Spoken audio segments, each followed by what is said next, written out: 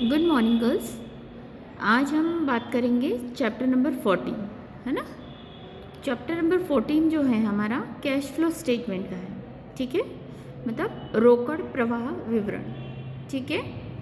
अब cash flow जो है,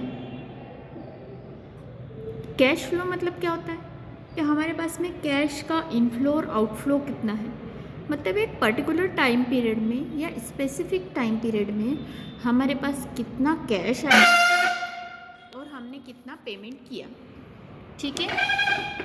मतलब हमारे पास में कितना कैश आया हुआ है और कितना हमने पेमेंट किया है, ठीक है। इसकी सारी जानकारी हमको रोकड़ प्रवाह विवरण में मिलती है। अब रोकड़ प्रवाह विवरण क्या है? एक ऐसा विवरण है जो एक विशेष अवधि में बनाया जाता है, जिसमें हमको रोकड़ की प्राप्ति और भुगतान का पता चलता है। कि सपोज कीजिए हमारा 1 अप्रैल से 31 दिसंबर का टाइम पीरियड है, तो उसमें हमारे पास कितना कैश आया, कितना कैश का हमने पेमेंट कर दिया है, तो ये सारी जानकारी हमको किससे मिलेगी? कैश फ्लो स्टेटमेंट से मिलेगी। अब इसके बाद हम बात करेंगे ऑब्जेक्टिव्स और यूटिलिटी और importance of preparing cash flow statement. अब कैश फ्लो स्टेटमेंट जो है उसके उद्देश्य या उपयोगिता या उसका महत्व, ठीक है। तो अब इसमें क्या है? सबसे पहला पॉइंट है tool for short term financial planning. सबसे पहले ये क्या है? अल्पकालीन वित्तीय योजना का उपकरण है। अल्पकालीन मतलब शॉर्ट टाइम के लिए, मतलब हम थोड़े समय के लिए जो हम प्लानिंग करते हैं फाइनेंशियल, उसके लिए ये क्या है? काम का है ना। जैसे हम 2-3 महीने के लिए, 4 महीने के लिए या साल भर की अगर हम बात करें तो ये शॉर्ट टर्म के लिए प्लानिंग के लिए हेल्पफुल होता है कि छोटे समय के लिए अगर हमको प्लानिंग करनी है तो उसके लिए कैश फ्लो स्टेटमेंट काफ़ी कारगर है। फिर है second, helpful to ascertain the solvency in better way. अब हमारे जो है उचित शोधन क्षमता के निर्धारण में भी ये सहायक है। शोधन क्षमता यानी हमारी जो कंपनी है, कंपनी में हमारे किस तरीके से हम क्या कर सकते हैं, हमारे जितनी भी लायबिलिटीज़ है उसको हम कैसे पे आउट कर सकते हैं, ठीक है। तो उसका सही तरीका भी ये दिखाता है हमको कि हमारे पास में इतना पैसा है तो हम उसको किस किस तरीके से हम दें कि ताकि हमारा सारा क्या हो, अधिकतर जो लायबिलिटीज़ है वो पे आउट हो जाए, ठीक है। देन थर्ड पॉइंट है helpful in preparing the cash budget. ये रोकड़ बजट के निर्माण में भी सहायक है, मतलब इससे हम को कैश बजट को प्रिपेयर करने में भी हेल्प मिल रही है ना। क्यों? क्योंकि इससे हम कैश बजट भी बना सकते हैं कि भाई हमारे पास इतना कैश है तो हम उसको किस तरीके से यूटिलाइज़ करें कि जिससे हमारा फ़ायदा भी हो और साथ में हमें कैश की प्रॉब्लम बना हो। तो ये उसके लिए भी हमको कैश बजट बनाने में भी हेल्प करता है। फिर है knowledge of the trend of the cash flow, मतलब रोकड़ प्रवाह की प्रवृत्ति का भी ज्ञान होता है। हमको कैश फ्लो का ट्रेंड भी पता चलता है ना, कि ये हमारा सरप्लस में है या डेफिसिट में जा रहा है। वैसे जनरली हमारा कैश जो होता है वो डेफिसिट में कभी जा ही नहीं सकता है, बट फिर भी अगर हमारी लायबिलिटी बहुत ज़्यादा है और हमारे पास कैश कम है तो हमें हमारी कंडीशन पता चल जाती है कि हमारे पास में क्या है, कैश कम है और हमने बहुत सारी लायबिलिटीज़ ले रखी हैं। तो इस वजह से हमको कैश की सिचुएशन भी क्या होती है, पता चल जाती है। फिर है knowledge of progress of business. इससे हमको हमारे बिजनेस की प्रोग्रेस भी पता चलती है ना, कि हमारा प्रोग्रेस कैसा कर रहा है बिजनेस, है ना। अभी अच्छा प्रोग्रेस कर रहा है या कम है, प्रोग्रेस का रेशो क्या चल रहा है हमारा, है ना। और अगर स्लो मोशन में हमारा है प्रोग्रेस तो हम उसको कितना इम्प्रूव कर सकते हैं, ये सारी चीज़ें इसके अंतर्गत हमको पता चलती हैं। नेक्स्ट टॉपिक है हमारा इसी में limitations of cash flow statement. अब कैश फ्लो स्टेटमेंट की कुछ लिमिटेशंस भी हैं, है ना। इग्नोरिंग नॉन कैश ट्रांजेक्शन्स, इसमें सबसे बड़ी बात, हम नॉन कैश ट्रांजेक्शन्स को पूरी तरीके से अवॉइड कर रहे हैं, है ना, इग्नोर कर रहे हैं। क्यों? क्योंकि ये कैश फ्लो है, इसमें सिर्फ हम कैश के बारे में बता कर रहे हैं। तो क्या हो रहा है, नॉन कैश आइटम जितनी भी है जो हमारे बिजनेस को क्या करती हैं, इफ़ेक्ट करती हैं, वो सारी तो छूट रही हैं। तो एग्जैक्टली हमको फाइनेंशियल पोजीशन पता चलेगी क्या? नहीं। तो इसीलिए ये एक लिमिटेशन हो गई, ये इसका एक दोष भी हो गया, है ना। देन सेकंड है लैक ऑफ एक्यूरेसी, है ना। इससे हमको शुद्धता का भी अभाव मिलता है। शुद्धता का अभाव क्यों मिल रहा है? क्यों? क्योंकि इससे हमको शुद्धता नहीं पता चलेगी, क्योंकि हमारा जो बिजनेस होता है वो कैश और एक्रूअल दोनों बेसिस पे होता है ना। कैश और एक्रूअल दोनों बेसिस पे होने के कारण नकद और उधार दोनों की जानकारी होनी चाहिए हमारे पास में। तो कैश फ्लो स्टेटमेंट क्या कर रहा है, हमको अधूरी जानकारी दे रहा है, तो इससे हमको क्या मिलेगी, एक्यूरेसी भी नहीं मिल पाएगी। देन है थर्ड पॉइंट है ignoring of accrual basis concept. इसमें हम क्या कर रहे हैं, इग्नोर कर रहे हैं एक्रूअल बेसिस कॉन्सेप्ट को, हम बिल्कुल पूरी तरीके से इग्नोर कर रहे हैं। क्यों? क्योंकि इसमें हमारी उपार्जन अवधारणा की अवहेलना हो रही है।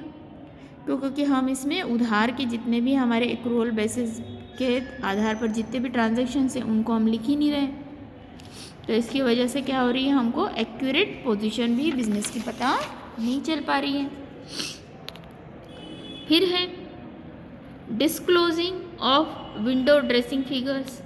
इसमें हमको दिखावटी आंकड़ों की भी प्रस्तुति हो रही है। दिखावटी आंकड़े क्यों मिल रहे हैं? क्यों? क्योंकि इसमें हमको हर चीज़ की जानकारी नहीं मिल पाती है, सिर्फ कैश की ही जानकारी मिल रही है।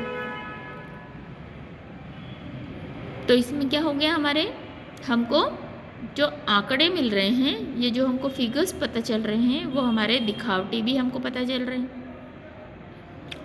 फिर है meaning of funds flow statement. ठीक है, इसमें दो टाइप होते हैं, एक कैश फ्लो स्टेटमेंट बनता है जो कि कैश के लिए होता है, और एक फंड्स के लिए होता है जो फंड्स फ्लो स्टेटमेंट बनाया जाता है।